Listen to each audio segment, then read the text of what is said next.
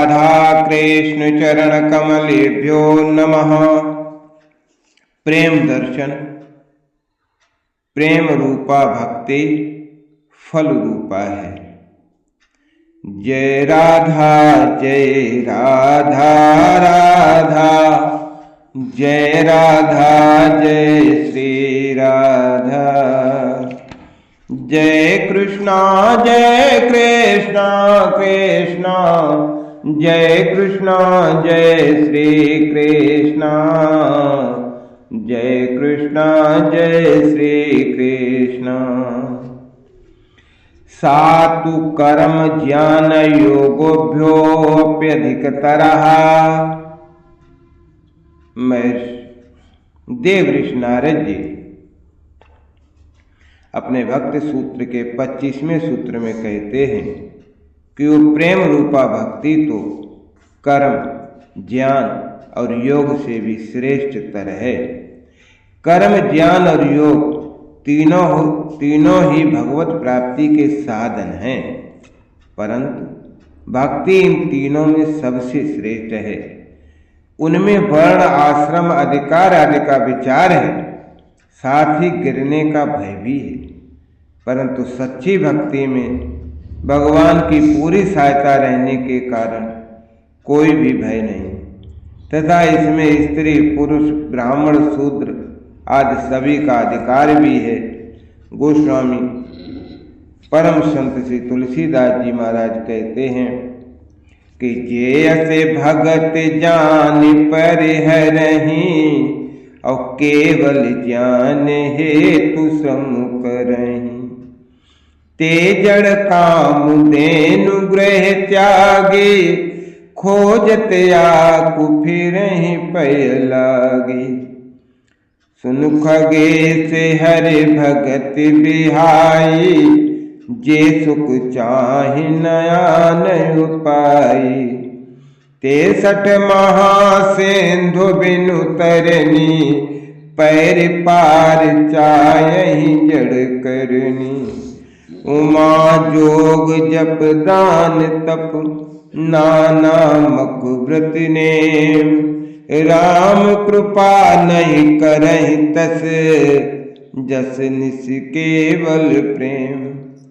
पन्नगार सुन प्रेम सम, भजन न दूसर आन। यह विचार मुनि पुनि पुनि करत, राम गुण गान। और स्वयं भगवान श्री राम, भगवान श्री कृष्ण अपनी दिव्य वाणी में कहते हैं कि ना साधयति माम योगो, न सांख्यम धर्म उद्धव।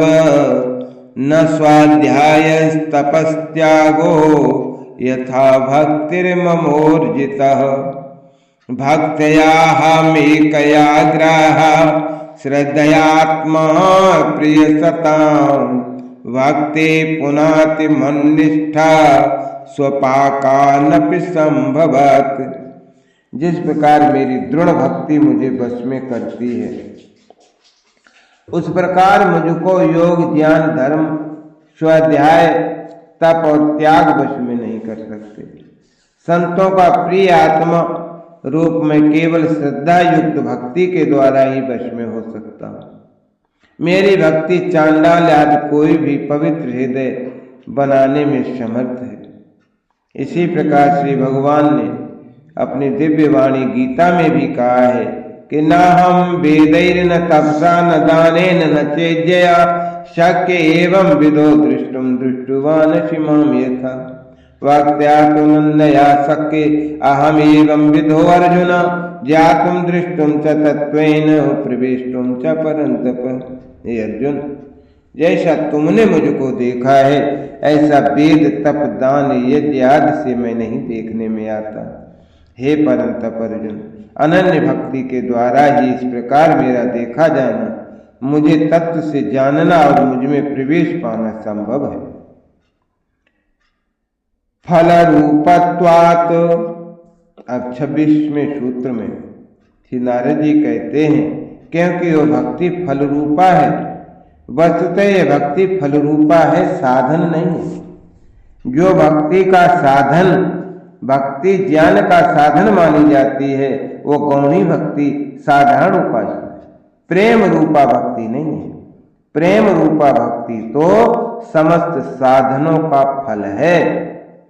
तीर्थाटन साधन समुदायी, जोग विराग ज्ञान निपुनाई, नाना कर्म धर्म व्रत नाना, संयम दम जप तप मख नाना, भूत दया दुज गुरु सेवकाई, विद्या विनय विवेक बढ़ाई, जह लग साधन वेद बखानी, सब कर फल हरि भगति भवानी। ईश्वरस्याप्यभिमान द्वेषत्वाद दैन्य प्रियत्वाच्च। अब 27वें सूत्र में श्री नारद जी कहते हैं कि ईश्वर को भी अभिमान से द्वेष भाव है और दैन्य से प्रिय भाव है। कर्म ज्ञान और योग के साधकों को अपने बल का, अपने साधन का अभिमान हो सकता है। भगवान का तो नाम ही तर्पहारी है। यदि वस्तुतः भगवान का न किसी में द्वेष है न किसी में राग है, उनके लिए सभी समान, वे सभी का उद्धार करते हैं। हाँ, उद्धार के साधन भिन्न भिन्न हैं। अभिमानी का उद्धार उसे दंड देकर करते हैं भगवान, और दीन सेवक को उसे प्रेम से गले से लगा कर उद्धार। इसी से भगवान के क्रोध को भी वर के तुल्य बतलाया गया है। अभिमानी के प्रति भगवान द्वेष की सी लीला करते हैं, और दीन के साथ भगवान प्रेम की सी लीला करते हैं। इसी से भगवान का नाम दीन बंधु है, असरण शरण है, कंगाल के धन है, आदि नामों से जाना गया है। यथार्थ में तो अभिमानी के प्रति भी उनके हृदय में प्रेम ही होता है, इसलिए तो वे अभिमान उसका नष्ट कर देते। सुनौ राम कर सहज सुबाहु, जन अभिमान न राखहि काहू, संस्कृत मूल सोल प्रद नाना, सकल शोक दायक अभिमाना, तातय करहि कृपा निधि दूरी, सेवक पर ममता अति भूरी। इतना होने पर दंड में द्वेष दिखता है, परंतु दीन अमानी गरीब को तो वो आप हृदय से लगा लेते हैं, उसके छोटे से छोटा काम भी करने में नहीं सकते। भक्त जन तो स्वाभाविक ही अपने को किंकर समझते हैं। वे कहते हैं सर्व साधन हीनस्य पराधीनस्य सर्वथा, पाप पीनस्य दीनस्य कृष्ण एवं गतिरमनु। हे प्रभु, मुझे समस्त साधनों से हीन, माया के सर्वथा पराधीन हुए, पापों से लदे हुए इस दीन की तो केवल आप ही गति होना। जाऊं कहाँ तज चरण तुम्हारे, काको नाम पतित पावन जग, काको नाम पतित पावन जग, के अति दीन प्यारे, जाऊं कहाँ तज चरण तुम्हारे।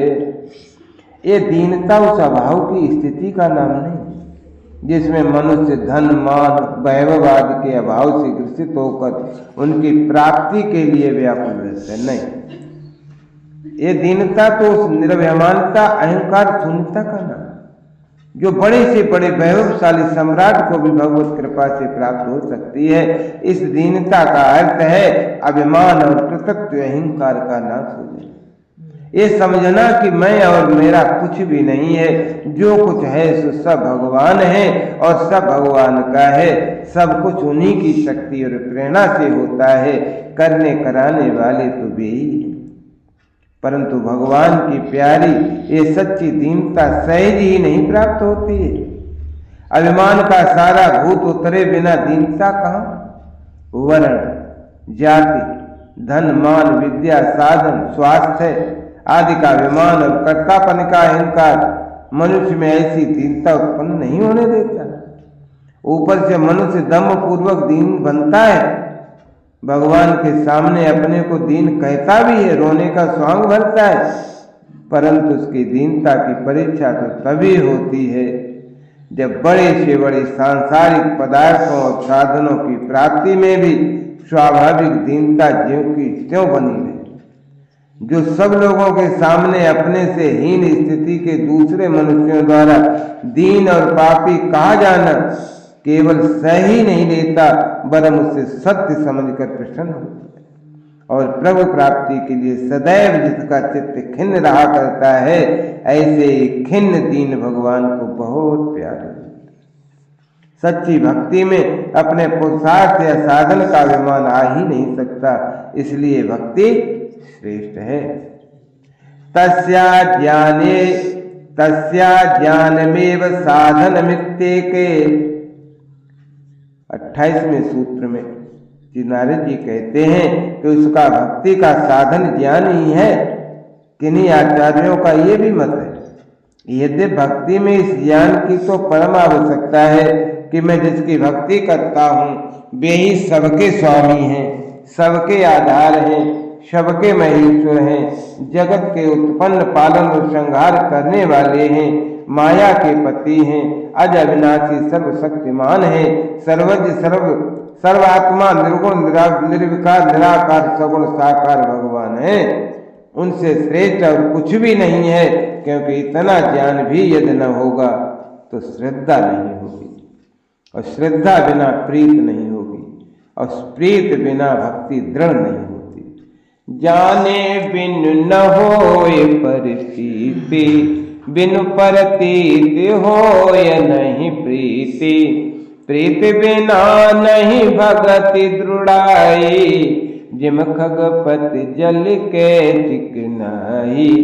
परंतु उसमें अद्वैत ज्ञान के साधन की आवश्यकता नहीं होती, केवल श्रद्धा और भाव से ही परमात्मा की प्राप्ति भक्ति प्राप्त हो जाती है। गिरिधराज, गजेंद्र, ध्रुव, शबरी आदि ने केवल भगवान की ऐसी ही भक्ति से भगवान को प्राप्त किया था। अन्योन्याश्रयत्व मित्यन्नये। अब 29वें सूत्र में श्री नारद जी कहते हैं कि दूसरे आचार्यों का मत है कि भक्ति और ज्ञान परस्पर एक दूसरे के आश्रित हैं। ऐसा भी होता है कि गौड़ी भक्ति से भगवान के तत्व का ज्ञान होता है और तत्व के जानने से भगवान में अत्यंत प्रेम उत्पन्न होता है, परंतु केवल भक्ति के प्रेमी जिन इस मत की परवाह नहीं करते, क्योंकि वे इस बात को जानते हैं कि जब निर्मल प्रेम स्वरूप भक्ति का पूर्ण उदय होता है तब किसी का ज्ञान अलग रह ही नहीं सकता। प्रेमी और प्रेमा इसमें दोनों एक ही हो जाते हैं, फिर किसका ज्ञान किसको होगा। स्वयं फल रूप तेत ब्रह्म कुमार। 30वें सूत्र में श्री नारद जी कहते हैं कि ब्रह्म कुमारों के अर्थात सनत कुमार आदि और नारद के मत से भक्ति स्वयं फल रूपा है, अतएव भक्ति ही साधन है और भक्ति ही साध्य है। मूल भी वही है, फल भी वही है। भक्तगण भक्ति के लिए ही भक्ति करते हैं, क्योंकि भक्ति स्वयं फल रूपा है। वह न किसी साधन से मिलती है और न कोई उससे श्रेष्ठ वस्तु है जिसकी प्राप्ति का वो साधन हो। सो स्वतंत्र अवलंबन याना, तेयाधीन ज्ञान विज्ञान, राजगृह भोजन आदिषु तथैव दृष्टत्वात्। 31वें सूत्र में श्री नारद जी कहते हैं कि राजगृह और भोजन आदि में ऐसा ही देखा जाता है। यह पूर्व कथित भक्ति की फलरूपता को समझाने के लिए उदाहरण है। न तेन राज परितोषः क्षुधा क्षांतिर्वा।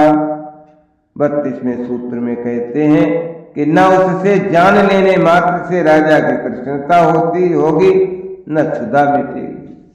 केवल राजमहल का वर्णन सुनने और जान लेने से काम नहीं चलता।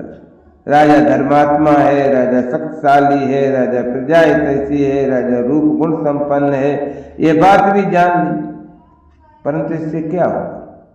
इस जानने मात्र से राजा प्रसन्न थोड़े हो जाएगा। इसी प्रकार जान लिया कि हलवा मीठा होता है, घी और शक्कर से बनता है, बड़ा स्वादिष्ट होता है, परंतु इससे भूख तो नहीं मिट सकती। इसी तरह केवल शब्द ज्ञान से न तो भगवान की प्रसन्नता होती है और न हमें शांति ही मिलती है। यद्य भगवान के लिए सभी समान हैं, तथापि उनकी प्रसन्नता तो भक्ति से ही मिलती है। वे स्वयं कहते हैं, समोहम सर्वभूतेषु न मे द्वेषो अस्ति न प्रिया ये भजन्ति तू मां भक्त्या मयते तेषु चाप्यहम्। मैं सब भूतों में सम हूँ, न कोई मेरा द्वेष्य है न प्रिय है, परंतु जो मुझको भक्ति पूर्वक भजते हैं वे मुझ में है और मैं उनमें हूँ।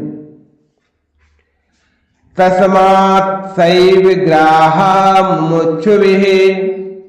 देवर्षि नारद जी अब 33वें सूत्र में कहते हैं, अतएव संसार के बंधन से मुक्त होने की इच्छा रखने वालों को भक्ति ही ग्रहण करनी चाहिए, भक्ति ही ग्रहण करनी चाहिए। भक्ति से बंधन तो अनायास कट ही जाता है। साक्षात भगवान उसके प्रेमास्पद बनकर उसके साथ दिव्य लीला भी करते हैं। अति दुर्लभ कैबल्य परम पद संत पुराण निगम यागम बद राम भजत सोई मुक्ति गुसाई अनैच्छित या वही बरियाई। अन्य बड़े बड़े साधनों से भी सहज में न मिलने वाली अति दुर्लभ मुक्ति बिना ही मांगे बलात् आती है, परंतु भक्त तो मुक्ति निरादर भगति लुभाने, मुक्ति की ओर आंख उठाकर भी नहीं देखता। ऐसी सुलभ और सर्वोपरि स्थित रूप भक्ति को छोड़कर दूसरे साधन को कोई क्यों करे। श्रद्धालु और बुद्धिमान पुरुषों को केवल भक्ति ही करनी चाहिए।